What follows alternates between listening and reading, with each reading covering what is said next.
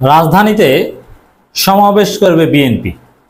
হাসিনা পালানোর পর বিএনপি এর আগেও সমাবেশ করেছে, কিন্তু জামাত ইসলামী কিন্তু এখন পর্যন্ত কোনো রাজনৈতিক কর্মসূচি পালন করছে না। যা করছে সবগুলো কি আমরা সামাজিক কাজ হিসাবে দেখতে চাই। যেমন বিভিন্ন এলাকায় শোডাউন, এমনকি পথসভায় হাজার হাজার লোক উপস্থিত হওয়া, এরকম কিছু দৃশ্য আমরা দেখতে পাচ্ছি, কিন্তু সেটা কোনো রাজনৈতিক কর্মসূচি না।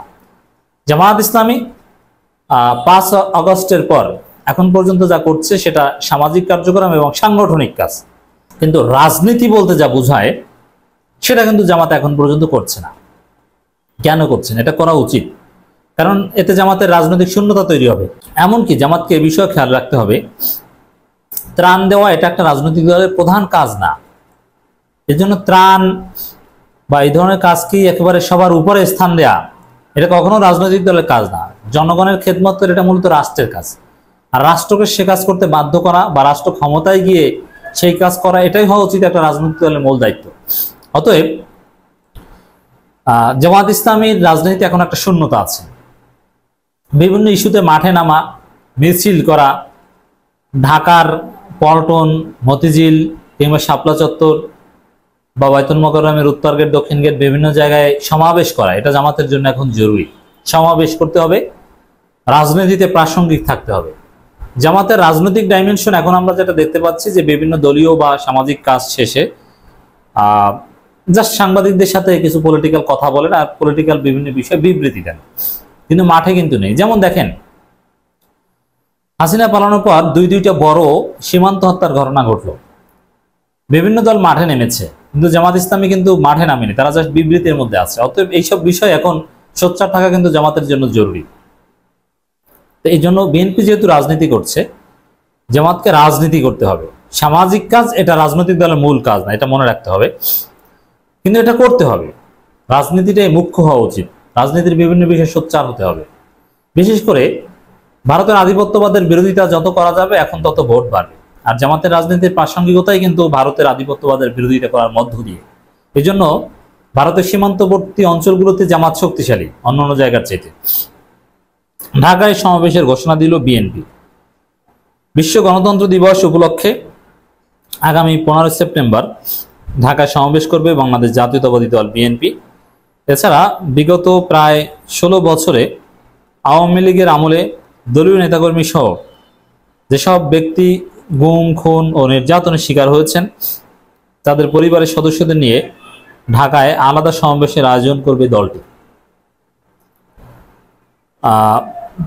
মানে বিএনপির কার্যক্রমের মধ্যে একটা রাজনৈতিক ভাব আছে, যেটা জামাতের কার্যক্রমে নেই। স্থায়ী কমিটির সভায় বিএনপি সিদ্ধান্ত নিয়েছে এই সমাবেশ সফল করতে বিএনপি স্থায়ী কমিটির সদস্য অধ্যাপক ডাক্তার AZM জাহিদ হোসেনকে সমন্বয় করে একটি কমিটি গঠন করা হয়েছে। দলটির নির্ভরযোগ্য সূত্র মঙ্গলবার 10 সেপ্টেম্বর এ তথ্য নিশ্চিত করেছেন বিভিন্ন গণমাধ্যমকে। এদিকে অনুষ্ঠেয় সমাবেশ সফলের লক্ষ্যে ঢাকা বিভাগের বিএনপি শীর্ষ নেতাদের সঙ্গে ভার্চুয়াল বৈঠক করেছেন তারেক রহমান। এর মানে বড়সড় সমাবেশ করতে চায়। আর বিএনপি কিন্তু রাজনীতি বা রাজনৈতিক কর্মসূচির কোনো ইস্যুকেই বাদ দিচ্ছে না। একাধিকবার তারা রাজপথে অনেকবার এই নয়াপল্টনে বড় বড় সমাবেশ করেছে। তো জামাতকে বড় বড় সমাবেশ করতে হবে, এই বিষয়ে জামাতকে সোচ্চার থাকতে হবে। বিশেষ করে এই যে 15 সেপ্টেম্বর বিশ্ব গণতন্ত্র দিবস উপলক্ষে বিএনপি কর্মসূচি করতে যাচ্ছে, জামাতেরও বহুমুখী কর্মসূচি থাকা উচিত। জামাত সাধারণত বিবৃতি দিয়ে এই দিনটা পালন করে, কিন্তু না, এবার যেহেতু ভিন্ন প্রেক্ষাপট, এই জন্য জামাতকে রাজপথে নামতে হবে। আর বিএনপির জায়গাটা চমৎকার, বড় রাস্তা, এই জন্য পার্টি অফিসের সামনেই তারা প্রোগ্রাম করতে পারে, কিন্তু জামাতের যে পার্টি অফিস সেখানে তার সামনে প্রোগ্রাম করার সুযোগ নেই, বড় রাস্তা নেই, একেবারে সরু রাস্তার পাশে। এই জন্য জামাত তাদের যেমন এক একটা জায়গা এক একটা দলের সমাবেশের জন্য রেপুটেড। যেমন আওয়ামী লীগ সমাবেশ করলেই সাধারণত বঙ্গবন্ধু এভিনিউতে তাদের পার্টি অফিসের সামনে, সেখানেও করার মতো যথেষ্ট স্পেস আছে। বিএনপি সমাবেশ করলে নয়াপল্টনে, তো জামাত ইসলামীর এরকম কোনো নির্দিষ্ট জায়গা নেই। এজন্য জামাত শাপলা চত্বরটা বেছে নিতে পারে।